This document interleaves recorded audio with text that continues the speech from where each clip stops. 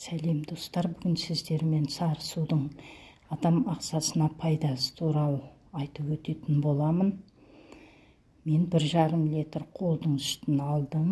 Оны ақырын отта қайнатып қойдым. Оның үстіне 1 кесе айран қосып, оны ақырын отта қайнатып қойдым.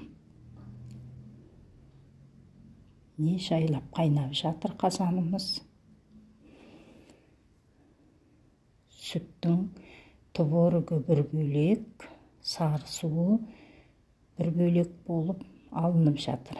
Міне сары суымыз дайын болды. Енді оны сүзгіштен сүзіп, сары суын бөлек, творогты бөлек аламын.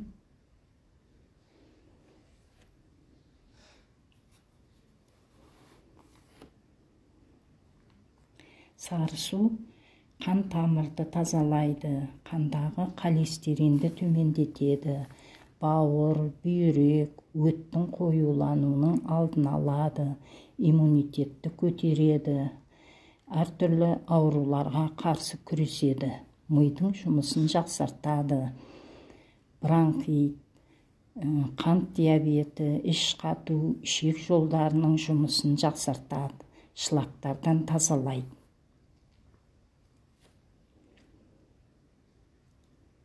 Міне осылайынша сары суды творогтан ажыратып алдым.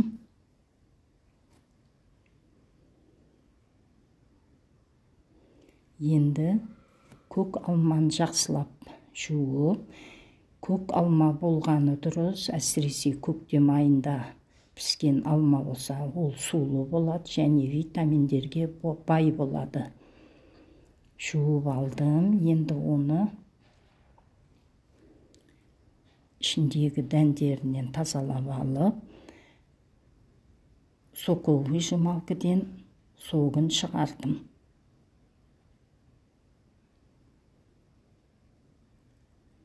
Міне 1,5 келі көк алмадан осыншама сок дайын болды.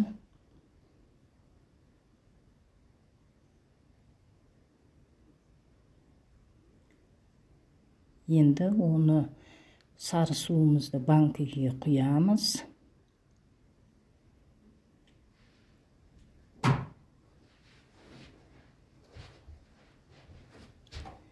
Оның үстіне алма шырынын қосамыз және оны ағаш қасықпен араластырып аламыз. Не осылайынша жақсылап араластырамыз.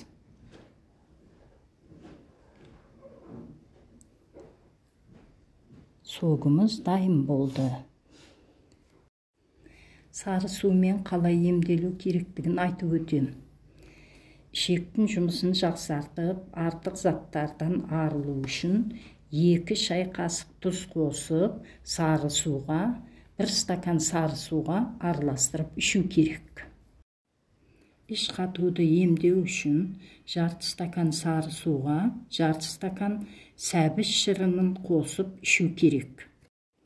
Бауыры ауыратын адамдарға 300 мл сары суды 3 күн бойы үзбей ішу керек. Ол бауырды минералдармен байытады. Иммунитетті көтеру үшін 1 стакан сары суды аш қарынға таңертең ішіп отыру керек.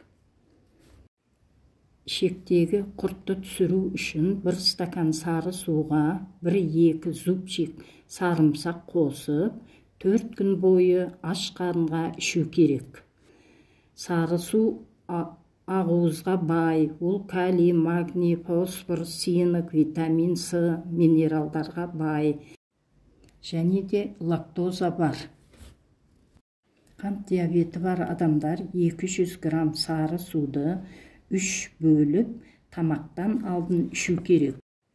Ол организмдегі қанттың мөлшерін төмендетеді, инсулинді ретке келтіреді.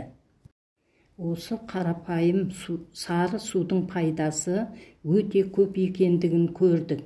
Енді видео сіздерге ұнаған болса,